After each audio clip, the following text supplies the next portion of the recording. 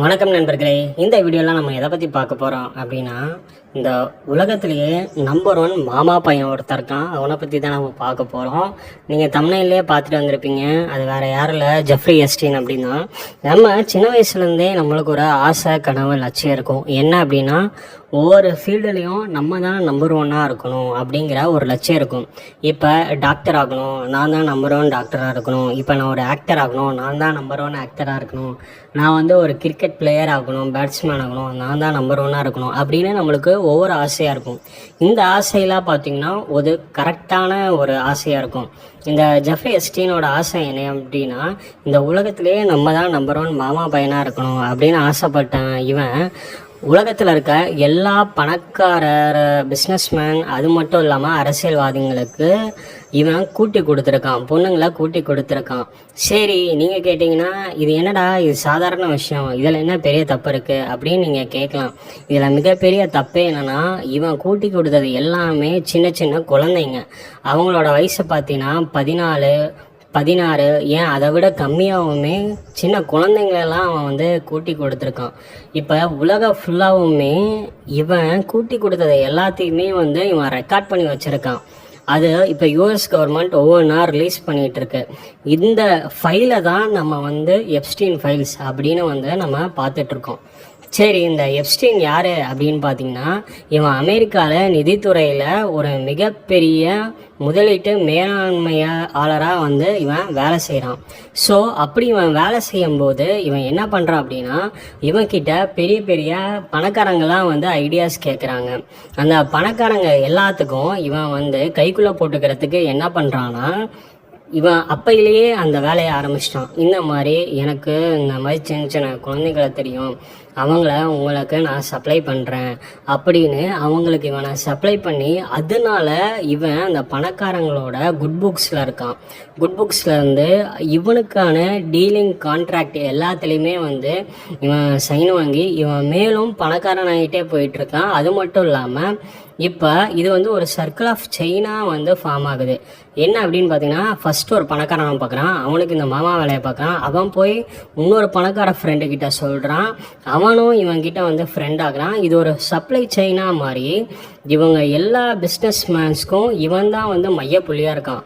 இப்போ ஃப்ரான்ஸில் ஒரு பணக்காரன் ஜெர்மனியில் இருக்க ஒரு பணக்காரன்ட்ட பேசணுன்னா எப்ஸ்டீன் மூலியமாக பேச முடியும். ஏதாவது ஒரு காரியம் ஆகணும் அப்படின்னா எப்ஸ்டீனை பிடிச்சா அந்த காரியம் ஆகும் அப்படின்னு ஒவ்வொரு பணக்காரர்களுக்கும் இவன் மிகப்பெரிய ஒரு ப்ராட்காஸ்ட் சேனலாக வந்து இவன் வந்து செயல்பட்டிருக்கான். ஸோ இப்படி இவன் வளர்ந்துட்டு வர வர வர வர வர என்ன ஆகுது, இவன் அரசியல்வாதிகளாகவும் அமெரிக்காவில் மிக முக்கியமான முடிவுகளையும் வர்த்தக முடிவுகளையும் எடுக்கிறதுக்கு இவனை பயன்படுத்திக்க மூலியமாகவும் பல அரசியல்வாதிகளோட வீடியோவும் இதுக்குள்ளே அடங்கியிருக்கு. 2008 இவனை வந்து கைது செய்கிறாங்க. இது வந்து பல பேர் வந்து இவன் மேலே கம்ப்ளைண்ட் கொடுக்குறாங்க. எங்களுக்கு வந்து இந்த மாதிரி ஒரு தீவுக்கு கூட்டிகிட்டு போனாங்க, அங்கே இந்த மாதிரிலாம் எங்களுக்கு வந்து டார்ச்சர் கொடுத்தாங்க, அது எங்களுக்கு இன்னமுமே வந்து மனசுலையும் சரி மூளையிலையும் சரி அது ரொம்ப பாதிப்பு அடைஞ்சு நாங்கள் ஒரு ட்ரம்மாவில் மாட்டியிருக்கோம், இதுலேருந்து வெளியில் வரணும் அப்படின்னு வந்து நிறையா பேர் இப்போ போலீஸ்க்கு கம்ப்ளைண்ட் கொடுக்குறாங்க. போலீஸ் ஃபஸ்ட்டு இதை சீரியஸாக பார்க்கவே இல்லை. ஸோ ஒரே ஒரு கேஸு, இது ஏதோ இவங்க பொய் சொல்கிறாங்க காசுக்காக, அவன் பெரிய பணக்காரன், அவன் கிட்டேருந்து காசு வாங்குறதுக்காக இவங்களாம் பொய் சொல்கிறாங்க அப்படின்றதாங்க. ஆனால் ஒரு 5 பேர் 10 பேர் இவனை வந்து தொடர்ச்சியாக இவன் மேலே குற்றம் வைக்கிறதுனால ஸோ இது வந்து ஊர்ஜீகமாக நடந்திருக்கு. பல பெண்கள் இதனால் பெண் குழந்தைகள் பாதிக்கப்பட்டிருக்காங்க அப்படின்னு தெரிஞ்சதுக்கப்புறம் போலீஸ் இவனை என்ன பண்ணுறாங்க, 2008 இவனை அரெஸ்ட் பண்ணி இவனை கஸ்டடியில் வச்சு ஒவ்வொருத்தங்களாம் இவனை விசாரிக்க போலீஸ்க்கே மிகப்பெரிய ஷாக்காக இருக்குது. என்ன ஷாக்காக இருக்குது அப்படின்னு பார்த்தீங்கன்னா, இவன் சொல்கிற பேர் எல்லாமே பெரிய பெரிய பேராக இருக்குது. பில்கேட்ஸ் மாட்டுறான், கிளின்டன் மாட்டுறான், ஏன் நம்ம பிரதமர் மோடி அவர்கள் கூட இதில் பேர் அடிபட்டிருக்கு. ஸோ இந்த மாதிரி பெரிய பெரிய ஆட்கள் மாட்டுறனால அடுத்தடுத்த கட்டங்கள் இதை வந்து கேஸை கொண்டு போக முடியலை. ஏன்னா இதில் மாற்றுறது எல்லாமே பெரிய தலைகள் தான். பெரிய தலைகளை பகைச்சிக்கிட்டு போலீஸ்காரங்களையாலையும் வாழ முடியாது, இந்த சட்டத்துறையினாலையும் வாழ முடியாது. ஸோ அதனால் இவனுக்கு வந்து ஜாமீன் கொடுத்து அவனை வந்து வெளியில் ரிலீஸ் பண்ணிடுறாங்க. அப்புறம் வந்து மறுபடியும் என்ன ஆகுது, கொஞ்ச நாள் கழிச்சு மறுபடியும் இது சர்ச்சை ஆகுது. அமெரிக்கா ஃபுல்லாக இது பேசு பொருளாக ஆகுறது. இப்படி ஒரு அநியாயம் நடந்திருக்கு, இத்தனை பெண் குழந்தைகளுக்கு அநியாயம் நடந்திருக்கு, இதை தட்டி கேட்க ஆளே இல்லையா அப்படின்னு சொல்லிட்டு மறுபடியும் இவனை வந்து கைது செய்கிறாங்க. எப்போ கைது செய்கிறாங்கன்னா 2019 கைது செஞ்சு இவனை சிறையில் அடிக்கிறாங்க. இந்த டைம் என்ன ஆகுதுன்னா, மிக நெருக்கடிக்கு அமெரிக்கா கவர்மெண்ட் மட்டும் இல்லாமல் போலீஸ் துறையும் சட்டத்துறையும் வந்து நெருக்கடிக்கு உள்ளாகுது. இதுக்கு வந்து உடனே தீர்வு காணணும் அப்படின்னு சொல்லிட்டு அமெரிக்கா ஃபுல்லாக மட்டும் இல்லாமல் இப்போ உலக ஃபுல்லாகவுமே இதை பற்றி பேசுகிறாங்க. உலக ஃபுல்லாகவுமே இது பேசு பொருளாக மாறுது. அமெரிக்காவோட ஒழுக்கமே வந்து கேள்விக்குறியாக இருக்கிறது. எல்லாருமே வந்து காரி துப்புறாங்க வந்து அமெரிக்காவை. ஸோ இதனால் என்ன பண்ணாங்க போலீஸ் அப்படின்னா, இவன் வந்து சிறையிலேயே தூக்கு மாட்டி செத்துட்டான் அப்படின்னு இவனை கைது செஞ்ச ஒரு சில மாதத்துலேயே இவங்க வந்து அறிவிச்சிட்டாங்க.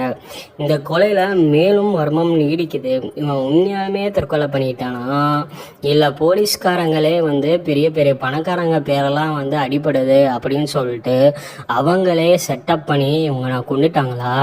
ஒரு சில தியரி என்ன சொல்லுது அப்படின்னா, இவன் இன்னும் சாகலை, இவனை வந்து தற்கொலை பண்ணிக்கிட்ட மாதிரி நாடகம் ஆடிட்டு கவர்மெண்ட்டும் போலீஸும் சேர்ந்து எல்லாருமே இவனை இஸ்ரேலில் தப்பிக்க வச்சுட்டாங்க. இவன் தாடி மீசெல்லாம் நிறையா விட்டுட்டு இஸ்ரேலில் சுற்றிட்டு இருக்கான் அப்படின்னு இவனோட முன்னாள் காதலி வந்து ஒரு சில வாரத்துக்கு முன்னாடி பேட்டி கொடுத்துருக்காங்க. நம்ம இதையெல்லாம் ஒரு இடத்துல ஒதுக்கி வச்சுருவோம். ஒரே ஒரு பணக்காரன் இட்டாலி பக்கத்தில் ஒரு ஐலாண்டை வாங்கி இத்தனை சின்ன குழந்தைகளை வச்சு பாலியல் தொழில் பண்ணுறான் அப்படின்னா இது உண்மையாலுமே அரசாங்கத்துக்கு தெரியாமல் இருக்குமா? நம்பர் 1 கேள்வி அது. ரெண்டாவது என்னென்னா, ஒரு ஃப்ளைட்டில் எத்தனை பேர் போகணும், அதில் எத்தனை பேர் இருக்காங்க, யார் யார் இருக்காங்கன்னு ஒரு ரெக்கார்டு இருக்கும். அந்த ரெக்கார்டை படித்தாவே, அது ஆடிட் பண்ணாவே எதுக்கு சின்ன சின்ன குழந்தைங்களாம் இங்கே போகிறாங்க அப்படின்னு நம்மளுக்கு ஒரு டவுட் வரும். அதை இந்த கவர்மெண்ட்டை முன்னாடியே பார்க்கலையா, அவங்களுக்கு முன்னாடியே ஒரு டவுட் வரலையா அப்படிங்கிற ஒரு சந்தேகமும் எழுது.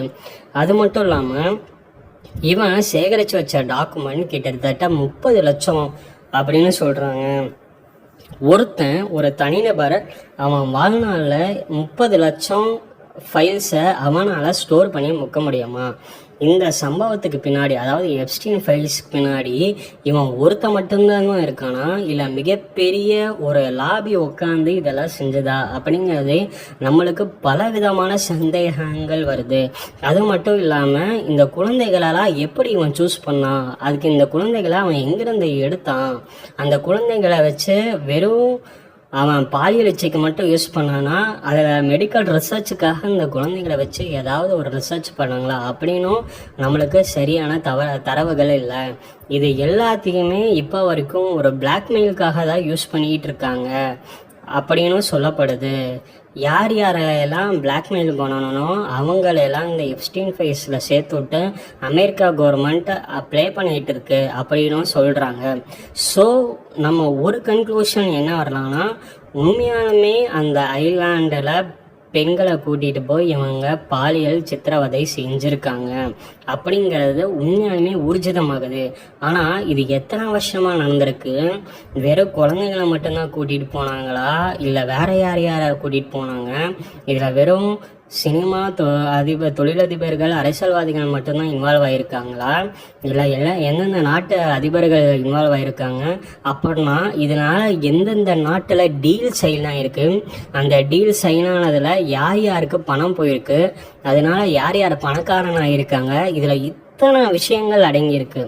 நம்ம எப்ஸ்டீன் ஃபைல்ஸுங்கிறது ஒரு சாதாரண பாலியல் ரீதியாக பார்க்காம அதில் எத்தனை கோடி பணம் கைமாறி இருக்கு, இதில் எத்தனை பணக்காரர்கள் மேலும் பணக்காரராக ஆயிருக்காங்க, எத்தனை கவர்மெண்ட் கான்ட்ராக்ட் அவங்களுக்கு கிடச்சிருக்கு, அதனால இன்னும் அவங்க மேலும் பணக்காரர்கள் ஆயிருக்காங்க. யாருனால?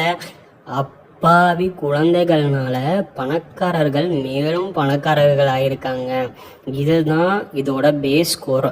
ஒரு பெண் குழந்தைகளை வச்சு பணக்காரன் மேலும் பணக்காரன் ஆகிட்டு இருக்கான். அவ்வளோ இந்த ஒன்லைனில் சொல்லணும்னா எப்ஸ்டீன் ஃபைல்ஸ் அதுதான். ஆனால் யார் பணக்காரன் ஆனாங்க, இவளை பாதிக்கப்பட்டது, உண்மையாலுமே பாதிக்கப்பட்டது யார், இதனால் பலனடைஞ்சது யார் அப்படிங்கிறது தான் நம்மளால் தெளிவாகவே பார்க்க முடியல. இதில் அவர் இருக்கார், கிளின்டன் இருக்கார், பில்கேட்ஸ் இருக்கார், நரேந்திர மோடி இருக்கார், ஏன் இப்போ ராகுல் காந்தி கூட இருக்கார் அப்படின்னு சொல்கிறாங்க. அதெல்லாம் சரி, இது எதற்காக நடத்தப்பட்டது, இதோட மைய கரு என்ன, இதனால் பாதிப்பை அடைஞ்ச எத்தனை குழந்தைகள் இருக்காங்க, இதனால் பலனடைஞ்ச பணக்காரர்கள் எத்தனை பேர் இருக்காங்க அப்படின்னு நம்ம தேடி பார்த்தோம்னா அது எல்லாமே நம்மளுக்கு மர்மமாக தான் இருக்குது. இதை நம்ம எப்ஸ்டீன் ஃபைல்ஸ் குழந்தைங்க இருக்காங்க அப்படின்னு தான் பார்க்குறோமே தவிர இதோட பலன் என்ன, எதற்காக இது உருவாக்கப்பட்டது, இதனால் யார் யாரெல்லாம் பயனடைஞ்சாங்க, இது இப்போ எத்தனை வருஷ திட்டம், இதுக்கு எவ்வளோ இவங்க ரிசர்ச் பண்ணியிருப்பாங்க. இந்த நாட்டை பிடிக்கணும்னா இதில் இந்த தலைவரை பிடிச்சி கூட்டிகிட்டு ஹனி ட்ராப் பண்ணால் தான் நமக்கு இந்த டீல் சைன் ஆகும், இதனால் நம்மளுக்கு இத்தனை லாபம் வரும் அப்படின்னு இது எல்லாமே முன்கூட்டியே செய்யப்பட்டிருக்கா. இது எல்லாமே ஒரு பிளானிங். எதற்காக அப்படின்னா பணக்காரர்கள் மேலும் பணக்காரர்கள் ஆகிறதுக்காக இது செய்யப்பட்டதா அப்படின்னு. ஆனால் ஒரு விஷயம் நல்லா நோட் பண்ணி பார்த்தீங்கன்னா இதில் எல்லாருமே பாதிக்கப்பட்டது பெண் குழந்தைகள் மட்டும்தான். நம்ம கண்ணுக்கு வேற அப்பாவி குழந்தைகளை, பிஞ்சு நெஞ்சங்களை, ஒன்றுமே தெரியாத அப்புறாணிங்களை கூட்டிகிட்டு போய் இவனுங்க பணக்காரன